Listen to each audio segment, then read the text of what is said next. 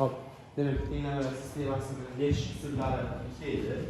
Birinchi usulimiz, birinchi darsda o'rgangan usulimiz o'rnini qo'yish usuli, keyin o'rganganimiz qo'shish usuli edi. Endi bugungi mavzuyimiz, asosiy mavzuyimiz tengleme sistemasini songa ko'paytirish. Bundan oldin ana shu qo'shish usuli bilan o'rniga qo'yish usullarini bir qator eslab takrorlab olamiz. Demak, birinchi bo'lib o'rniga qo'yish usulini takrorlab olsak, chunki esimizdan chiqib qolgan bo'lishi mumkin. Demak, hozir 53-betdagi 11-misolni ishlasak. Takrorlab olish uchun u v degan ikkiga ko'paytirilgan v qo'shilgan bir degan demak, o'rniga qo'yish usulida nima qilar edik bu darsda? O'rniga qo'yish usulida hozir e'tibor bersak, tepada ikkita noma'lum bor ekan, pastida bitta noma'lum bor ekan. Demak, o'rniga qo'yish usulida qayerda bitta noma'lum turgan bo'lsa, o'sha joydan birinchi bo'lib o'sha tenglamani ishlab olardik. Demak, birinchi bo'lib biz pastdagi tenglamani ishlab v-ni topib olamiz. Demak, pastdagi tenglamani ishlab olsak, 7 ko'paytirilgan v qo'shilgan 1 teng 21 degan tenglamani ishlab olamiz hozir. Chunki buni ishlash bilamiz, noma'lum bitta bunaqa tenglamani ko'p ishladik. Nima qilamiz? V qo'shilgan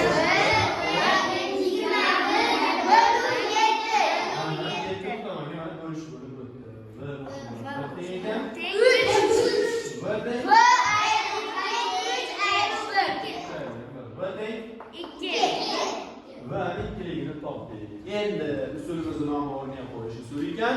Demak, biz ikkini v-ni topib oldik. Endi tepadagi v-ni o'rniga 2 qo'yib, uni topib olamiz. Mana mazmun mana shu joyda. Ya'ni o'rniga qo'yish deganda bittasini topib olib, bitta noma'lumni keyingi tenglarga borib qo'yib, ikkinchi noma'lumni topish. Demak, 2u ayru 3 ko'paytirilgan. Qaranglar, 32 emas. Harf bilan sonni o'rtasida ishora bo'lmasa, nima bor edi? Ko'paygan ishora edi. 2. Demak, 2 u teng 6.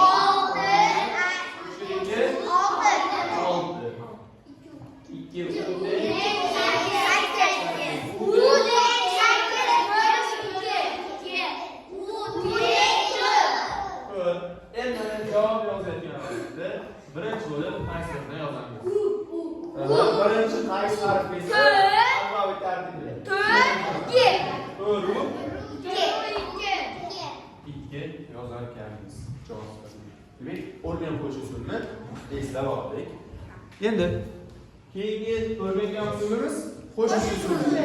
Endi qo'shish usulini ham bir qator esimizga olamiz. Demak, qo'shish usulini esga olsak. Xo'sh. Kitobimizdagi 23-masala. 54-betdan.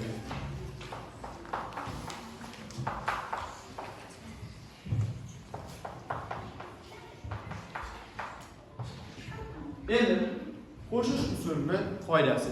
Demak, usulimizni nomi qo'shish usuli edi xolos. Biz qo'shsak ham bo'lardi, aytsak ham, ko'paytirsak ham, bo'lsak ham bo'lar edi. Demak, hozir o'rniga qo'yish usulidan foydalana olmaymiz. Sababi nimaga? Tepada ikkita noma'lum, pastda ham ikkita noma'lum qatnashib qolyapti. Demak, biz qo'shish usulidan foydalanib, nima qilamiz? Tenglarni ayirib olamiz. Endi nima uchun ayirib olyapmiz?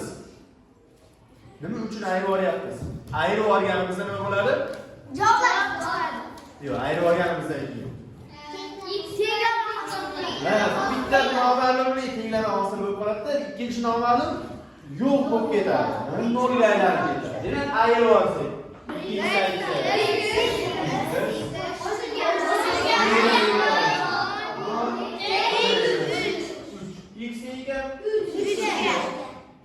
X topib oldik.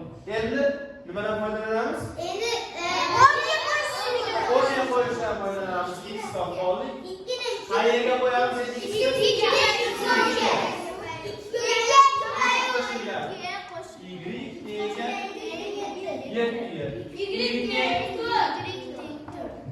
To'rtga. Ana shundan 4 chiqadi.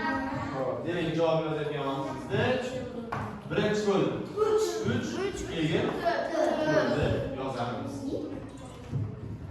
Endi bugungi asosiy mavzumizga kelyapmiz. Signallar sistemasini endi songa ko'paytirish.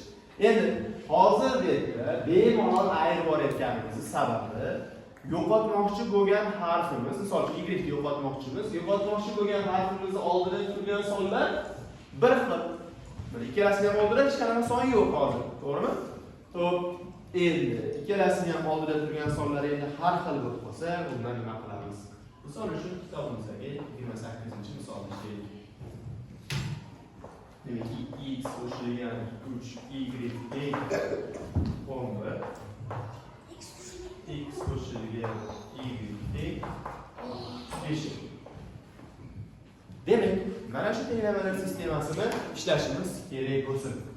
Demak, birinchi qiladigan ishimiz hozir mana endi tanladik, y ni yo'qotamiz deb tanladik. Endi bu yerda hozir ayirsak yo'q bo'lib ketishini bildikda, shuning uchun y ni yo'qotamiz deb tanladik. Endi bu yerda ham birinchi bo'lib qaysi harf endi ayta olmaymiz. Ayirsak yo'q bo'lmaydi. Mana 2x ayirsak x qoladi. 3y ni ayirsak 2y qoladi. Ayirsak qaysi harf yo'q bo'lib ketmayapti. Demak, biz oldin qaysi harfni yo'qotishni tanlab olishimiz kerak ekan. Demak, qaysi harfni yo'qotishni tanlashimiz o'zimizga bog'liq. Nimasiga qarab tanlaymiz? Qaysi harfni oldida turgan son kichkinaroq bo'lsa, shu harfni yo'qotaman deb tanlaymiz. X oldida turgan son kichkinaroq ekan, y oldida turgan kattaroq ekan. Demak, x ni yo'qotaman deb tanlaymiz. Birinchi qiladigan ishimiz qaysi harfni yo'qotishni tanlash. Endi x ni yo'qotaman deb tanladik. Endi nima qilamiz desa, endi ana shu x oldida turgan sonni 2 ga aylantiramiz. Mana hozir x oldida ishlangan son yo'qmi? Endi buni 2 ga aylantirish uchun chiziqcha chizamizda ko'paytirilgan 2 yozamiz. 2 ga ko'paytirsak 2x bo'lib qoladimi? Ha. Endi lekin 2 ga ko'paytirganimizda faqat x o'zini ko'paytirmaymiz. Y ga ham 5 ga ham ko'paytiramiz. Ya'ni hammasini 2 ga ko'paytirib olamiz. 2x tepadagini o'zgartirmaymiz. Tepadagini shundaylik yozib turamiz. Endi ammo tashqarida ko'paytirgan 2 yozganimizda hammasini ko'paytirib chiqamiz. X ni ko'paytiramiz. X bo'ladi. 6 y ga ko'paytiramiz. Mana ni ko'paytiramiz. yo'q, bo'ladi. Ana endi mana biz x yo'qotamiz deb tanladik. Haqiqatda mana x oldida turgan sonlarimiz bir xil bo'ldi. 0 qo'shib Endi ayirib olamiz oldin. Ayirsak 2x ayirsak 1 emas, y yozsak bo'laveradi.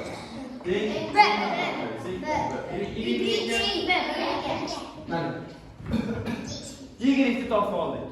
Endi yana o'rniga qo'yishdan foydalanib x ni topamiz. Nima qilamiz? Qaysiga qo'yaylik?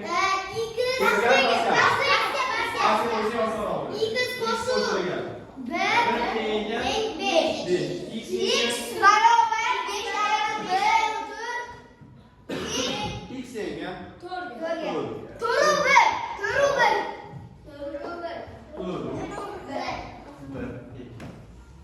hozircha shuni yozib turaylik. Keyin yana boshqa misol ko'ramiz. Xo'p, endi mana shu 28 ga o'xshash yana bitta misol ishlasak, 9-chi misolimizni ishlasak. X qo'shilgan y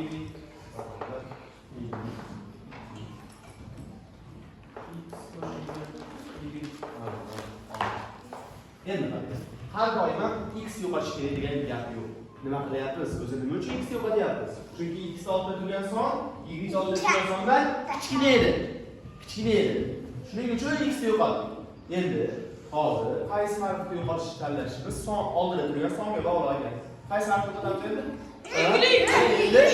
Y ni yo'qotganimiz nimaroq? Ma'qulroq. Xo'p, ham osonroq.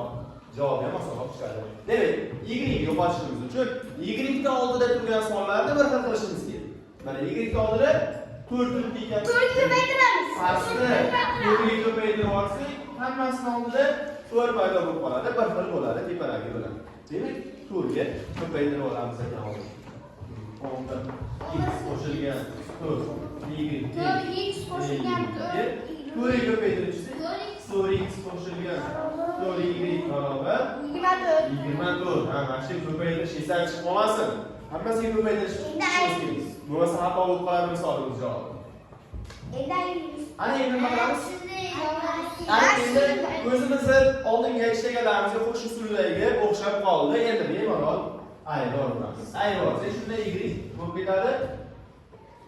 Y bo'lib ketadi? Yo'q, bo'lib ketadi. X qo'shilgan 0 yozish shart emas o'zasiga. Baribir 0 qo'shsa ekani o'zi chiqaveradi. Endi nima qilamiz?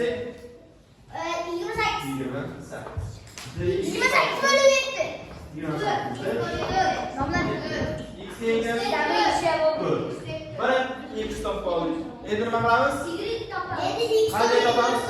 Qaysiga qo'yamiz? Pastaga qo'yganimiz osonroq. 4 qo'shilgan y teng 6. Y ekan 2ga. Fine. Tushundinglar? Demak, javobimiz 4 u 2.